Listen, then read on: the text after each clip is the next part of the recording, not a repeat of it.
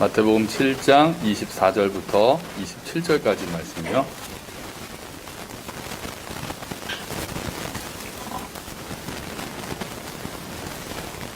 오늘은 다 같이 읽고 시작할 겁니다. 오랜만이죠? 같이 읽읍시다. 그러므로 누구든지 나의 이 말을 듣고 행하는 자는 그 집을 반석 위에 지은 지혜로운 사람 같으리니 비가 내리고 창수가 나고 바람이 불어 그 집에 부딪히되 무너지지 아니하나니 이는 주추를 반석 위에 놓은 까닭이요 나의 이 말을 듣고 행하지 아니하는 자는 그 집을 모래 위에 지은 어리석은 사람 같으리니 비가 내리고 창수가 나고 바람이 불어 그 집에 부딪힘에 무너져 그 무너짐이 심하니라. 아멘. 일본에 이런 호텔이 있어요. 임페리얼 호텔이라고도 하고 이제 한문으로 해서 제국 호텔이라고도 합니다. 1890년에 완공이 됐다고 합니다. 물론 이제 이 건물은 아니죠. 이 건물은 이제 신축한 거고요. 1890년에 완공이 됐으니까 역사가 130년 정도 된 거죠. 근데 그 호텔이 사업을 확장하면서 이제 신관을 건축하게 된 거예요. 임페리얼 호텔이. 신관을 건축하는데 이 사람한테 의뢰를 합니다. 그 사람이 이제 미국 사람이고 프랭크 로이드 라이트라는 사람이고 굉장히 유명해서 혹시 이 건물 보신 적 있나요? 이 구겐하임 미술관이라고 하거든요. 이제 이 건물을 지었던 그런 사람이에요. 그러니까 굉장히 유명한 사람이죠. 이 사람은 이제 일본이 이제 지진이 많잖아요. 지진이 많아서 이거를 내진 설계를 좀 확실하게 해야 되겠다. 그래서 기초공사도 확실하게 하고 내진 설계도 확실하게 해야 된다. 그렇게 해가지고 기초공사하는 데만 한 2년 정도 걸렸다고 합니다. 그러니까 그 전체적으로 지은 거는 결국은 나중에 11년이 걸린 거예요. 호텔 하나 짓는데. 그러니까 이제 사람들이 난리가 난 거죠. 시간도 시간인데 그러면 또 뭐가 많이 들어갑니까? 비용이 엄청 많이 들어가죠. 그래서 처음에 예산이 150만 엔이었대요. 그 당시 돈으로. 그랬는데 나중에 비용이 6배가 뛰었답니다. 6배가. 900만 엔까지 올라갔대요. 그래서 호텔 지배인이 해고당하고 이 사람도 결국은 이걸 완공을 못 보고 미국으로 넘어가서 이 사람의 제자가 건축을 완성했다고 합니다. 그러니까 기초공사부터 내진 설계부터 나중에는 그 디자인까지 계속 설계가 바뀌어가지고 11년 만에 완공이 됐대요. 1924년에 이제 이렇게 해서 이제 완공이 됐거든요. 그해 딱 오픈하기로 한 그해에 뭐가 일어나냐면은 1923년 그 유명한 관동 대지진이 일어납니다. 그래가지고 난리가 난 거죠. 도쿄에 있던 대부분의 건물이 거의 다 무너지고 불에 탔는데 요 건물만 멀쩡했다고 합니다. 그러니까 2년 동안 기초공사를 하고 돈을 많이 들였는데 그래서 사람들이 야 정말 기초공사가 중요하구나 대단하구나 그래서 오히려 이 호텔의 주가가 올라갔다는 그런 설계가 빛을 발했다는 해피엔딩으로 끝나죠. 그러니까 아까 그 건축가는 못 봤다고 그랬잖아요. 완공을 못 보고 미국에 가서 전화로 그 소식을 듣고는 많이 기뻐했다라고 이야기를 합니다. 오늘 말씀도 우리가 집 짓는 이야기잖아요. 우리가 읽었던 비유가 집 짓는 거고 마태복음 5장에서 시작된 산상수훈의 결론에 나오는 말씀인데 왜 예수님이 집 짓는 비유로 마지막 마무리를 하셨을까? 예수님 직업이 뭡니까? 목수. 그래서 예수님 경험담이 아닐까라는 저 나름대로의 추측을 해봅니다. 경험담이었을 수도 있겠구나. 집도 많이 지으셨을 거 아니에요. 목수니까. 그러니까 예수님께서 30년 동안 준비를 하시고 30년 동안 준비를 하시고 나서 이제 나중에 사역을 마귀의 시험을 이기셨죠. 마지막에 이제 30년 동안 준비하시고 마귀의 시험을 이기시고 다음에 세례 요한으로부터 침례를 받으시고 공생애를 시작하십니다. 예수님께서 뭐라고 외치면서 시작하십니까? 때가 찼고 하나님의 나라가 가까이 왔으니 회개하고 복음을 믿어라. 이게 예수님 그 말씀의 핵심이었거든요. 때가 찼고 하나님의 나라가 가까이 왔으니 회개하고 복음을 믿어라. 이렇게 선포하시면서 하나님의 나라에 대해서 가르치시고 병을 고치시고 뭐 귀신을 쫓아내시고 이러니까 아주 그냥 센세이션을 일으키십니다. 난리가 난 거죠. 막 사람들이 막 몰려듭니다. 아마 특히 병을 고치는 장면에서 뭐 다들 병 고침을 받기 위해서 막 난리가 났겠죠. 그래서 막 들어와서 나 이렇게 낫게 해달라고 그러고 예수님 만질라고 그러고 그런 일들이 막 일어나는 거죠. 그래서 마태복음 5장은 어떻게 시작하냐면 우리가 오늘 읽은 비유가 마태복음 5장부터 시작하는 이야기의 결말이니까요. 마태복음 5장을 보면 그때도 예수님을 만나려고 사람들이 막 몰려드니까 예수님께서 산에 앉으셔서 가르침을 시작하십니다. 산에서 말씀하신 말씀이기 때문에 뭐라고 우리가 보통 이야기를 합니까? 산상수훈이라고 이야기를 하는 거죠. 산에서 하셨기 때문에요. 자, 그래서 이 말씀에 예수님의 말씀의 그 가르침의 핵심이기도 하고 우리가 아는 많은 얘기들이 이 산상수훈 안에 다 들어가 있습니다.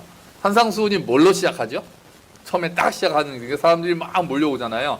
그래서 딱 무리들이 앉아있고 예수님께서 입을 열어서 말씀하시되 제일 처음에 딱 선포하시는 게 심령이 가난한 자는 복이 있나니 천국이 그들의 것이며 뭡니까?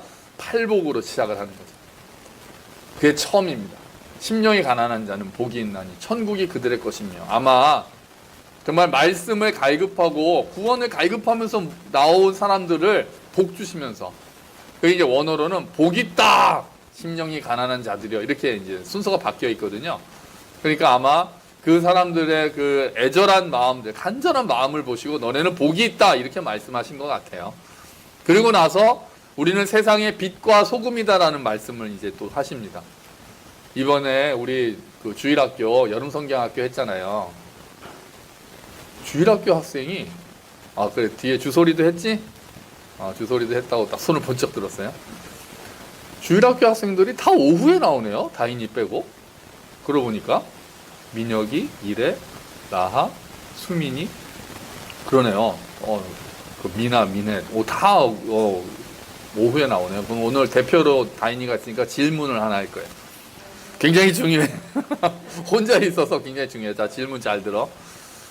예수님은 우리의 소망이에요. 이게 주제였어요. 그냥 일단은 그랬는데 예수님이 우리의 이제 소망이신데 우리는 그래서 세상의 소금과 빛으로 살아야 된다라는 이야기를 했잖아. 그지? 우리가 이과에서. 근데 우리가 뭐를 통해서 세상의 소금과 빛의 역할을 한다 그랬지?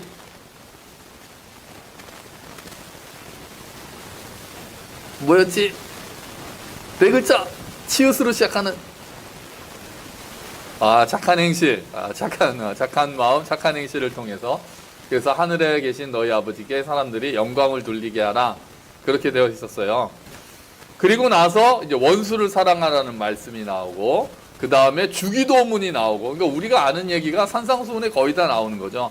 그 다음에 내일 일을 염려하지 말라는 말씀이 나오고 그 다음에 오늘 우리가 이제 외우기로 이번 달에 우리가 외워야 하는 말씀 구하라 그리하면 너에게 주실 것이요 이 말씀이 나오고 그 다음에 황금률이 나옵니다. 황금률이 뭡니까? 너희가 대접받고 싶은 대로 남을 대접하라. 그러니까 유명한 얘기가 산상수훈 안에 다 들어있는 거죠. 그리고 나서 마지막에 오늘 비유로 짠 마무리를 하시는 거예요. 자, 오늘 비유에는 지혜로운 건축가와 어리석은 건축가가 등장합니다. 지혜로운 건축자는 어떤 사람입니까? 집을 지을 때 반석 위에 집을 짓는 사람이다. 당시 팔레스타인은 안반이 많고 산이 있었거든요. 그래서 거기에다 산 위에 보통 집이 지어지죠. 그래서 바위 위에 집을 짓는 사람이다. 반면에 어리석은 사람은 뭐냐? 모래 위에 집을 짓는 사람이다. 뭐가 더 편하겠습니까? 당연히 모래 위에 집을 짓는 게 편하겠죠. 바닥 공사를 제대로 하지 않고 빨리빨리 집을 짓기 위해서 일단 모래 위에 집을 짓는, 그러니까 깊이 생각하지 않고 그냥 여기면 되겠다라고 생각해서 짓는 사람이 있었나 봐요. 없었겠지만 예수님께서 이제 대비하시면서 그렇게 말씀하시는 거죠. 반석 위에 집을 짓는 건 어렵죠. 반석을 파야 되고 일단 흙을 파내야죠. 바위가 나올 때까지 확인하고 그 반석을 파가지고 기둥을 박아야 되니까 그게 얼마나 이제 힘이 들겠어요. 그래도 그렇게 해야 된다. 그래서 언제 그게 드러나느냐. 겉으로 봐서는 이게 반석 위에 지어졌는지 반석에 딱 기초를 하고 있는지 아니면 모래 위에 그냥 얹혀져 있는지 겉으로 봐서는 잘 모르는 거죠. 근데 언제 안다고 하십니까? 비가 오고 바람이 불고 막 홍수가 나고 이럴 때 반석 위에 지은 집은 끄떡하지 않고 모래 위에 지은 집은 훅 다 무너질 것이다. 이렇게 이제 말씀을 하시는 겁니다. 그래서 이렇게 말씀하시면서 어떤 사람과 어떤 사람을 대조하시는 거죠?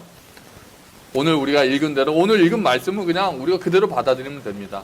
이 말씀을 어떻게 하는 사람이요? 듣고 행하는 자는 반석 위에 집을 지은 사람처럼 지혜로운 자지만 이 말씀을 듣고도 행하지 않는 사람은 모래 위에 집을 짓는 사람과 같다는 거예요. 안 들은 사람이 아닙니다. 말씀을 안 들은 사람이 어리석고, 우리는 보통 그렇게 생각을 많이 하잖아요. 예배 나오고 성경 말씀 읽고 이런 사람은 지혜로운 사람이고, 안 듣고 이런 사람은 지혜롭지 않다라고 말씀 우리가 많이 하는데, 오늘 말씀은, 오늘 예수님의 말씀은 지금 듣고 있는 사람들한테 하신 말씀이에요. 지금 예수님의 설교를 앉아서 열심히 듣고 있는 사람들한테, 얘들아 너희 다 잘 들었지? 근데 들은 걸로 끝나면 안 돼, 이렇게 말씀하시는 거죠. 듣고 행하는 자가 지혜로운 거고, 여기서 똑같이 들었지만 행하지 않는 사람은 어리석은 사람이야 라고 예수님께서는 말씀하고 계시는 거죠. 그러니까 오늘 비유는 결국 뭐를 강조하는 거냐면 행함, 순종을 강조하고 있는 겁니다. 여러분, 우리가 잘 알지만 우리는 행함으로 구원을 얻지 않고 뭘로 구원을 받습니까? 믿음을 통해서 구원을 받습니다. 오늘 우리가 이거를 좀 정리를 하려고 하는데요. 우리 주보에 보시면 갈라디아서 2장 16절 말씀 있습니다. 제가 읽을게요. 사람이 의롭게 되는 것은 율법의 행위로 말미암음이 아니요 오직 예수 그리스도를 믿음으로 말미암는 줄 알므로 우리도 그리스도 예수를 믿나니 이는 우리가 율법의 행위로서가 아니고 그리스도를 믿음으로써 의롭다함을 얻으려 함이라. 율법의 행위로서는 의롭다함을 얻을 육체가 없느니라. 아멘. 에베소서 2장 8절 9절 말씀 그 다음에 있는 거 우리가 같이 읽읍시다. 여러분은 믿음을 통하여 은혜로 구원을 얻었습니다. 이것은 여러분에게서 난 것이 아니요 하나님의 선물입니다. 행위에서 난 것이 아닙니다. 그러므로 아무도 자랑할 수 없습니다. 아멘. 그러니까 행위로 구원을 받는 게 아니라 믿음으로, 은혜로, 이제 더 중요한 건 은혜죠. 믿음을 통해서 은혜로 구원을 받는다는 게 성경이 우리에게 이야기하는 이제 핵심, 구원에 가는 핵심 구절입니다. 이게 다행인 거죠. 구원을 받고 천국에 가는 조건이 행위였다면은 우리 중에 아무도 천국을 갈 수가 없다는 거예요. 행위로는 의롭다함을 얻을 육체가 없다라고 그랬잖아요. 행위를 가지고는 천국에 들어갈 수 있는 자격을 얻을 수 있는 사람은 아무도 없다는 거예요. 왜냐하면 하나님이 거룩하시기 때문에 그래요. 하나님이 거룩하시기 때문에 그 거룩하신 하나님 앞에 나아갈 수 있으려면 거룩한 존재만 나아갈 수 있는 거예요. 조금이라도 어두움이 있고 부정한 사람은 하나님 앞에 설 수가 없어요. 그냥 하나님이 미워하셔서라기보다 그냥 가는 순간 다 타서 없어지는 존재란 말이에요. 그런데 그러니까 행위를 우리가 완전히 다 지켜야 하나님 앞에 설 수 있다는 건데요. 율법을 완전히 지켜야 하나님 앞에 설 수 있는 그런 자격이 되고 조건이 된다는데 그걸 지킬 수 있는 사람이 세상에 누가 있어요? 아무도 없죠. 예수님 말고는 아무도 없는 거죠. 예수님께서는 율법을 나름 잘 지키고 있다는 그런 유대인들한테, 율법학자들한테 뭐라고 하셨습니까? 너희 살인하지 않아? 잘하고 있네. 하지만 하나님이 보시기에는 형제를 미워하는 거나 살인하는 거나 똑같아. 이렇게 말씀하시죠. 가늠하지 않아? 잘하고 있네. 하지만 하나님 보시기에는 네가 마음의 여성을 보고 음욕을 품는 것 자체는 가늠하는 거랑 똑같아. 이렇게 말씀하신단 말이에요. 그러니까 사람들이 어이구야 이렇게 되는 거죠. 예수님이 노리셨던 게 그런 거예요. 그럼 누가 우리 중에 의롭다함을 얻을 수 있지? 그게 형제를 미워하는 게 살인이랑 똑같다면 지금까지 내가 몇 명을 죽인 거지? 그럼 나는 구원을 못 받겠네? 그게 예수님께서 의도하신 거죠. 노리신 거죠. 하나님의 율법은 원래 행동뿐 아니라 마음의 동기까지 완전하기를 원하셨기 때문에 이런 율법 앞에서는 아무도 구원을 받을 수 없다는 거죠. 그런데 감사하게도 우리가 뭐를 통해서 구원을 받는다고요? 하나님의 은혜를 통해서 구원을 받습니다. 하나님의 은혜로 우리는 구원을 받습니다. 감사하죠. 모든 율법은 누가 다 이루셨습니까? 예수님께서 이루셨습니다. 우리가 전혀 이룰 수 없는, 우리가 따라갈 수 없는 율법을 예수님께서 율법의 요구 조건을 다 이루셨습니다. 그리고 우리가 해야 될 일은 그 사실을 믿고 내가 하나님 앞에서 죄인이고 예수님께서 그 모든 우리의 죄를 지고 십자가에서 죽으셨고 부활하셔서 율법을 완성하셨다는 사실을 내가 믿고 받아들이고 그 예수님을 나의 구세주와 주로 영접하면은 하나님의 나라에 들어갈 수 있는 자격이 된다는 거죠. 오늘 주보에 보시면 요한복음 1장 12절 너무 유명한 말씀이죠. 우리가 같이 읽어봅시다. 영접하는 자 곧 그 이름을 믿는 자들에게는 하나님의 자녀가 되는 권세를 주셨으니 아멘. 아멘. 그래서 아까 에베소서에서 뭐라고 했습니까? 우리가 은혜로, 하나님의 은혜로 믿음을 통하여 구원을 얻었다라고 이야기하는 거죠. 이게 복음입니다. 그래서 복음이에요. 우리의 힘으로는 하나님께로 갈 수 없다는 걸 우리가 율법을 통해서 깨닫고 좌절할 때, 예수님께서 말씀하신 대로 너희가 율법을 잘 지킨다고 하지만 사실은 그게 잘 지키는 게 아니라라고 하시는 말씀을 듣고, 그럼 뭐 우리 중에 누가 하나님 앞에로 나갈 수 있단 말인가 라고 하면서 나는 이제 안 되는구나, 하나님께로 나아갈 수 없구나, 나는 구원을 받을 수 없구나, 나는 지옥으로 갈 수밖에 없구나 라고 좌절할 때, 이때 율법이 아니라 하나님의 은혜가 임하고 다른 의가 우리에게 주어진 거죠. 그래서 그 의는 예수 그리스도를 말미암는 믿음으로 말미암는 의다. 예수 그리스도를 믿을 때 예수님 이미 다 이루신 것들이 우리의 것이 된다는 거죠. 할렐루야. 이게 복음이에요. 예수님이 다 하셨다는 거예요. 우리가 할 수 없는 걸 예수님이 다 하셨다는 거예요.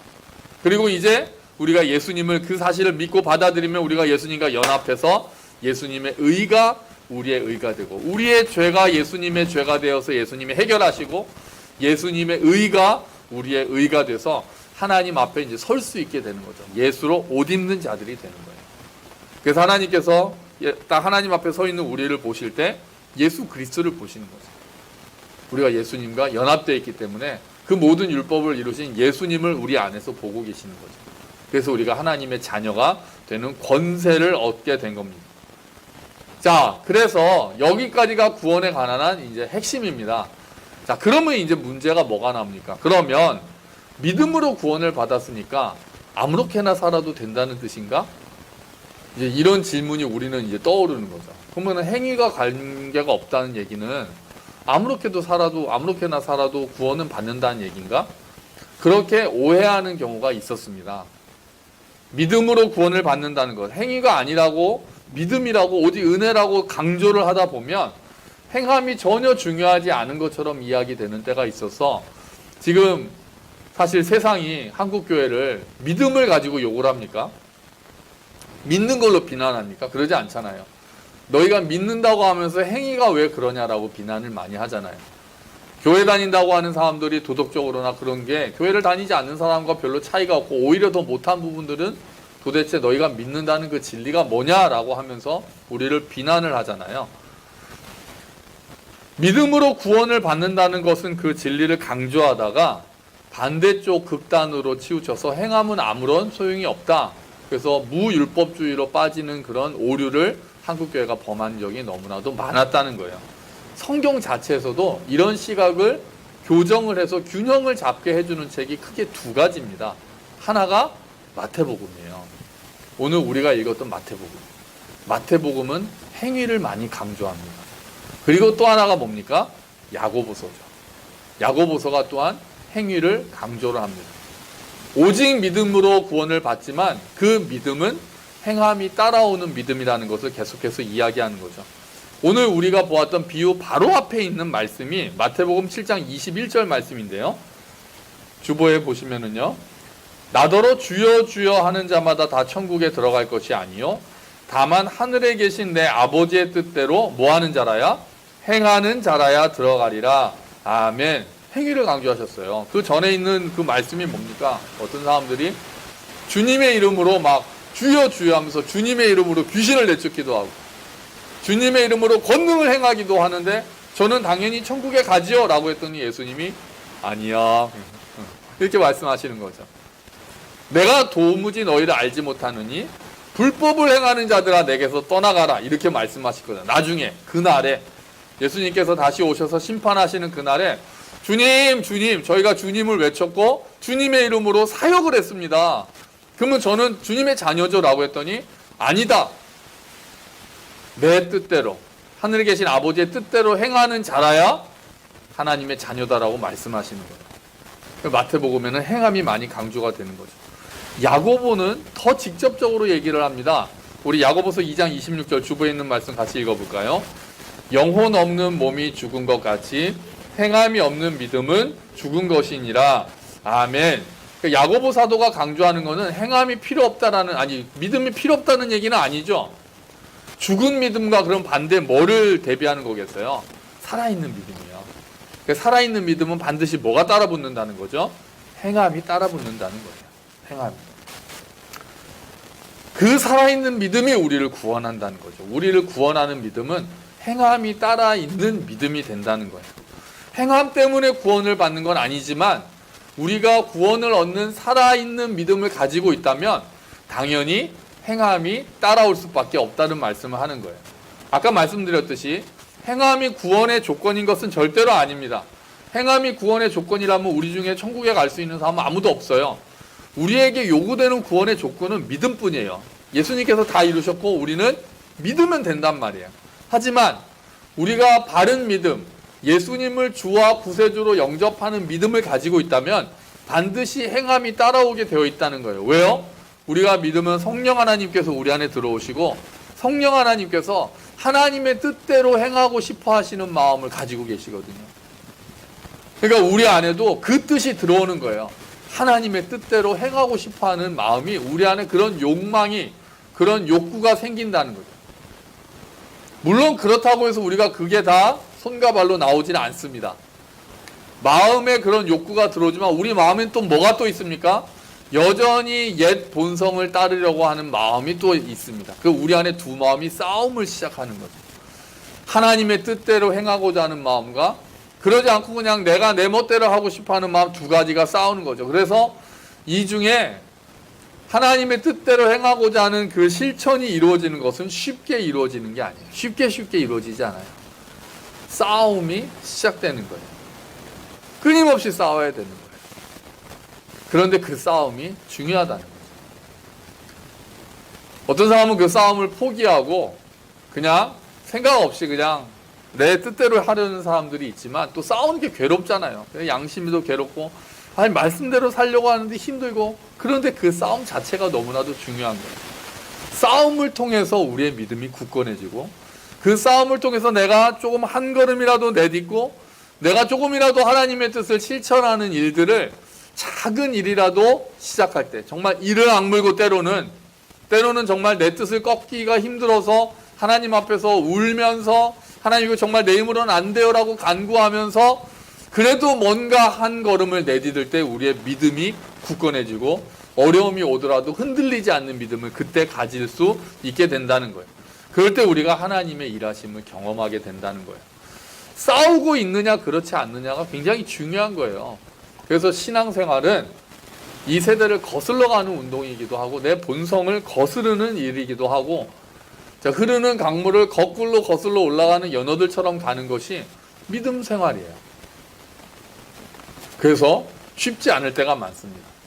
하나님께서 우리를 그냥 강력하게 이끄셔가지고 그냥 우리의 본성을 다 이기고 그냥 쑥 이렇게 잘 안 하시고 우리가 그 안에서 고민하면서 어느 것이 하나님의 뜻인가를 분별하게 하시고 고민하시니까 살짝 밀어주시는 정도인 것 같아요. 하나님이 도움을 안 주시면 우리는 아예 못하겠죠. 근데 하나님께서는 숨어서 일하시는 경우가 많으면서 우리를 조금씩 밀어주신다는 거예요. 우리가 솔직히 질 때가 많죠. 저도 마찬가지입니다. 순종하고자 하지만 또 그러고 싶어 하지 않는 내 것을, 내 안위를 먼저 생각하는 마음이 우리 안엔 당연히 있습니다. 그 두 마음이 충돌할 때 또 우리가 연약하고 또 때로는 용기가 없죠. 또 때로는 싫을 때도 있어요. 이게 하나님 뜻인 거 알면서도 싫을 때도 있어요. 또 어떨 때는 정말 하고 싶기도 하는데 내가 좀 용기가 없어요. 이렇게 했을 때 일어날 후폭풍들. 어떤 일이 또 이런 일이 생기는 거 아닌가, 또 이렇게 되면 또 나는 어떻게 하나, 뭐 이런 걱정들, 이런 것들이 생겨가지고 우리가 잘 못할 때가 많다는 거예요. 뭐 화가 날 때가 있어요. 때로는 답답해요. 내가 답답해요, 내가. 아, 이렇게 안 되지. 똑같이 또 넘어졌네. 막 화가 나요, 막 짜증도 나고 막 그런단 말이에요. 근데 그게 다 당연한 일이에요. 그게 다 과정이고. 그 싸움을 멈춰서는 안 되는 거예요.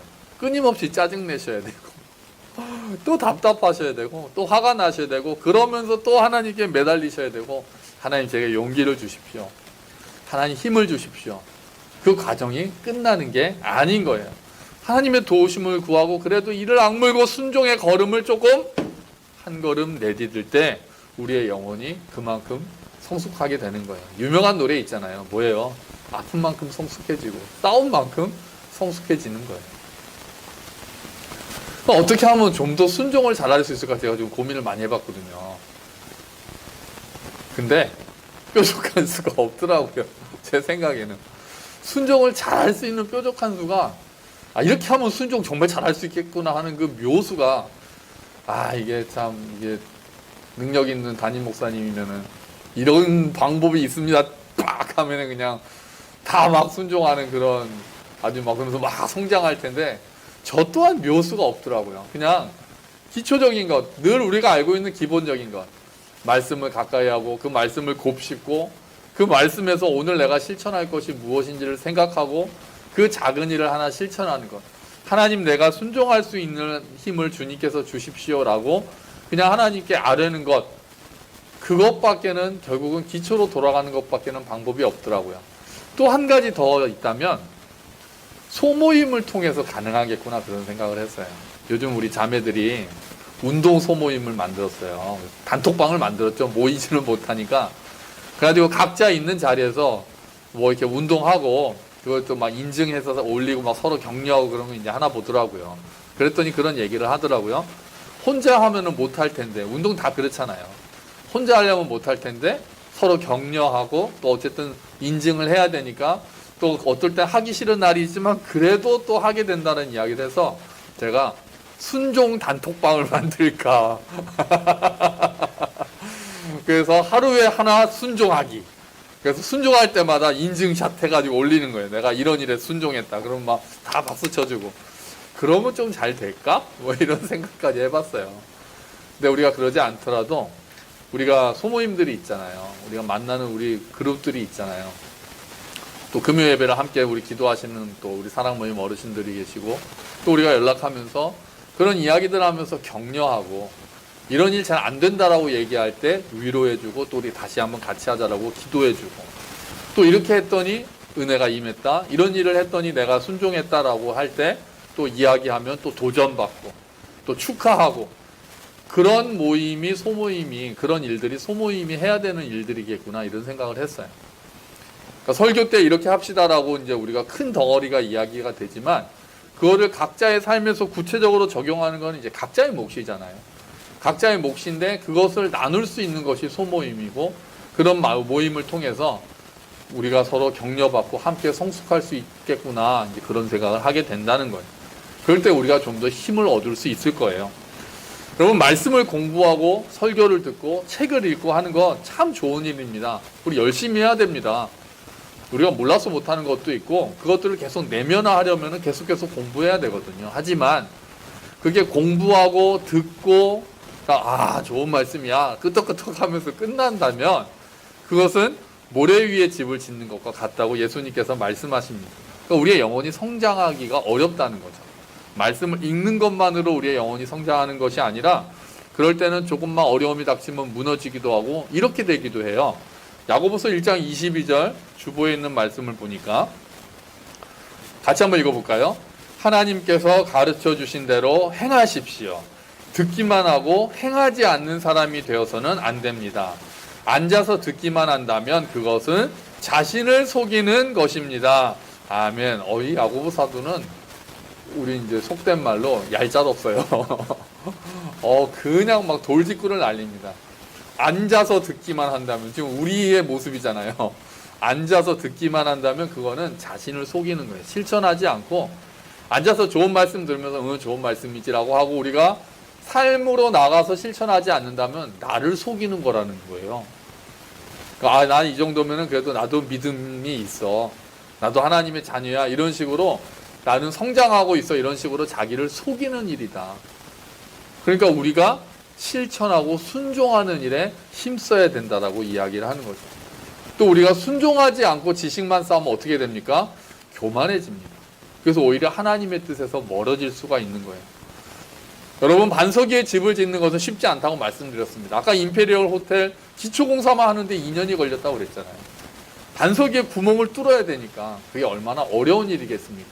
하지만 그렇게 할 때 집이 튼튼히 지어집니다. 신앙의 집이, 믿음의 집이 튼튼하게 지어집니다. 내가 말씀을 100개를 알아도 그 중에 한 개 한번 실천하려고 몸부림치고 고민하면서 조금 실천하고 말씀대로 해봤을 때 그 그때 임하는 은혜들이 있다면 하나님을 생생하게 경험할 수 있습니다. 우리가 하나님의 임재를 경험하길 원하잖아요. 예배 때 하나님을 경험하길 원하잖아요. 우리가 예배를 사모하고 하나님께 나오는 것도 좋은 방법이지만 하나님께서 주신 말씀을 내가 삶에서 실천하는 그 걸음 하나가 하나님이 살아계시고 일하시는구나라는 것을 경험할 수 있는 지름길이기도 합니다.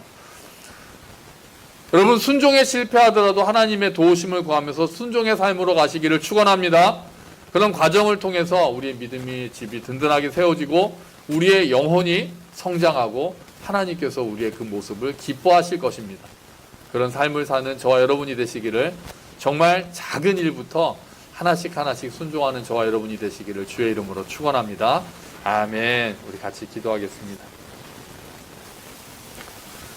하나님, 말씀을 듣기만 하고 행하지 않는 어리석은 자가 아니라, 자신을 속이는 자가 아니라 하나님의 말씀을 듣고 작은 일부터 행하는 우리가 되게 해주십시오. 순종할 힘을 주십시오. 우리가 함께 기도하겠습니다.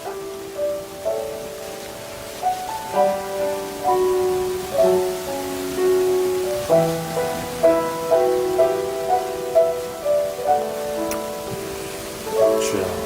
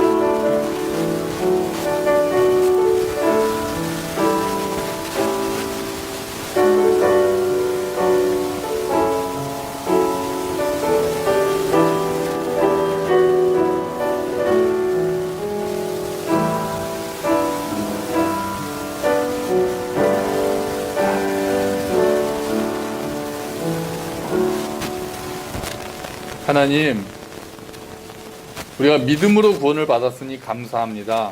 은혜로 구원을 받았으니 감사합니다. 하지만 그 믿음이 죽은 믿음이 아니라 살아있는 믿음이라면 행함이 반드시 있을 것이라는 그 야고보 사도의 말씀이 우리를 찌릅니다. 주님, 행함을 소홀히 여기고 우리가 말씀을 듣는 일에 치중하고 있었다면 우리가 이제 어리석은 자가 되지 않고 정말 작은 말씀 하나씩 우리가 힘겹게라도 순종할 수 있는 힘을 주님께서 허락해 주십시오. 하나님, 옛 본성과 싸우는 것, 이 세대의 풍조를 거스르는 것, 그래서 주의 뜻을 분별하고 말씀을 순종하는 것이 쉬운 일이 아닙니다. 하지만 우리의 힘이 아니라 성령 하나님께서 우리에게 힘을 주시는 것을 믿습니다. 정말 우리가 하나님의 살아계심을 경험하고 하나님이 우리와 함께 하신다는 것을 우리가 인정하고 우리가 그것을 삶에서 누릴 수 있도록, 그래서 작은 일부터 순종하여 점점 더 하나님의 뜻에 가까워지고 하나님의 마음에 합한 자들이 될 수 있도록 주님 은혜를 베풀어 주시옵소서. 그렇게 서로 순종하면서 서로 격려하는 교회가 되기를 원합니다. 주께서 함께 걷는 교회에서 함께 신앙생활을 할 수 있도록 도와주셨으니 하나님, 서로 말씀을 나누고 삶을 나누면서 위로하고 격려하고 도전하면서 함께 성장할 수 있도록 주님 은혜를 베풀어 주시옵소서. 감사합니다. 주님, 예수 그리스도의 이름으로 기도합니다. 아멘. 우리 다 함께 자리에서 일어서